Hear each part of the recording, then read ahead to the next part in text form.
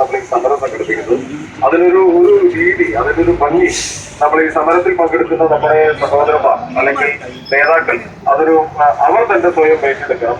ആ നിൽക്കുന്ന പൊസിഷൻ അവർ തന്നെ മാനസികമായി ഏറ്റെടുക്കണം എന്നുള്ളതാണ് പറയുന്നത്. കോഫി ഹൗസിന്റെ അകത്തേക്കുള്ള, അതായത് ഹോട്ടലിലേക്കുള്ള കോഫി ഹൗസിന്റെ അകത്തേക്ക് ചായ കുടിക്കാൻ വരുന്ന ആളുകളെ ഒരു കാരണവശാലും തടസ്സപ്പെടുത്താത്ത തരത്തിൽ ആണ് നമ്മൾ ഇവിടെ ക്രമീകരിച്ച് നിൽക്കേണ്ടത്.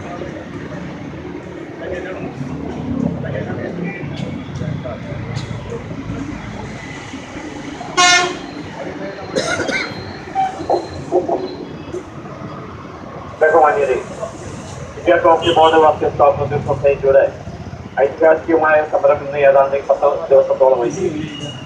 നമുക്കറിയാം, അഡോബിയസിലെ കഴിഞ്ഞ ദിവസം ഏതാണ്ട് 18-ാം തീയതി 11 മണിയോടുകൂടി തന്നെ ജില്ലാ വ്യവസായ കേന്ദ്രം സീനിയർ ഇൻസ്പെക്ടർ ശ്രീ എസ് ബിന്ദുവിനോടൊപ്പം കുറച്ച് CNUക്കാരും കൂടി കടന്നു വന്ന് ആ കൂട്ടിയിരുന്ന അഡോബിയത്തെ താഴ് പൊളിച്ച് അതിന്റെ അകത്ത് ഇരുന്ന അലമാരിലിരുന്ന മിനിറ്റ്സ് ബുക്കും ക്യാഷ് ബുക്കും അടക്കം എടുത്തുകൊണ്ടുപോയി കൂട്ടി താക്കോലുമായിട്ടാണ് അവർ പോയിരിക്കുന്നത്.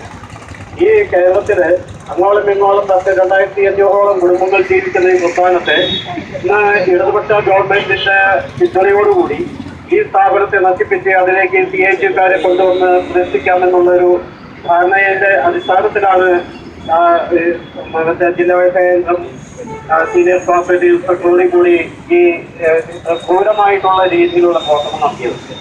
അന്ന് മുതൽ ഹെഡ് ഓഫീസ് അടച്ചിട്ടുകൊണ്ട് തന്നെ കോഫി ഹൗസിലെ എല്ലാ കോഫി ഹൗസ് പ്രവർത്തനം നടത്തിക്കൊണ്ടിരിക്കുമ്പോൾ തന്നെ അതിൽ നിന്ന് കുറച്ച് ജീവനക്കാർ വന്നുകൊണ്ട് ഹെഡ് ഓഫീസിന്റെ പണിക്ക് നടത്തിക്കൊണ്ടിരിക്കുകയാണ്. ഇതിന് ഐക്യദാർഢ്യം പ്രഖ്യാപിച്ചുകൊണ്ട് ആ സമരത്തിന്റെ ആദ്യ നാളുകളിൽ തന്നെ ബഹുമാന്യനായ KN റാംസർ അടക്കമുള്ള കോൺഗ്രസിന്റെ നേതാക്കന്മാരെല്ലാവരും എത്തിച്ചേർന്നിരുന്നു. ഈ സമരം അത് ജനകീയ സമരമാക്കി ഏറ്റെടുത്തുകൊണ്ട് DCC പ്രസിഡന്റ് സമരത്തെ നയിക്കുന്ന രീതിയിലേക്ക് വരെ എത്തിച്ചേർന്നിരിക്കുന്നു.